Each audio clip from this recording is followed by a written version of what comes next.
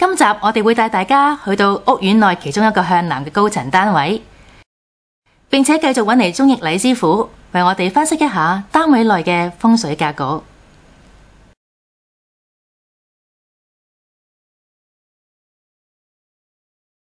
上集講過，深灣9號整體係以坐北向南，基本上全部向南嘅單位都係望海設計。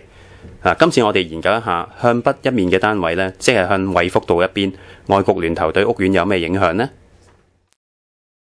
首先，大部分低層或者高層向北嘅單位呢，窗外都可以近距離望到一個半圓形設計嘅建築物。呢個建築物呢，就係東華三院賽馬會復康中心。對於深灣9號嚟講呢，佢有一個呢好似座椅咁嘅功效嘅。簡單啲講，亦即係作為屋苑嘅靠山座椅。靠山一般呢係有助人丁運勢嘅，包括咗健康運啦、人緣運啦，甚至生 BB 運勢嘅。但係呢個靠山呢，相對於整個屋苑嚟講呢，我就略嫌佢比較細小咗啦，就好似一個大人坐凳仔咁嘅效果啊，所以未算係高分嘅。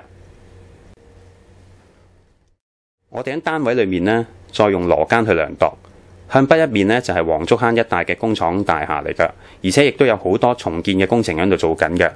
包括咗咧就係而家起緊嘅南港島地鐵線啦。隨住地鐵線通車嘅話咧，相信呢一帶咧好多舊嘅大廈咧都會陸陸續續咁會重建嘅。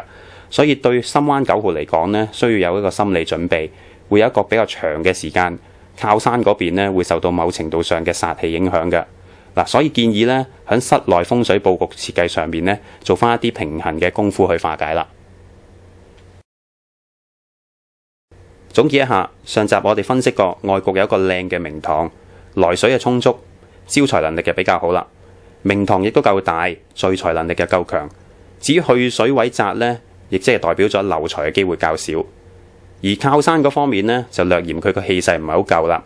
不過呢，我覺得屋苑仍然算係高分嘅，尤其是係財運發揮嗰方面呢，就應該係比丁運較為好啦。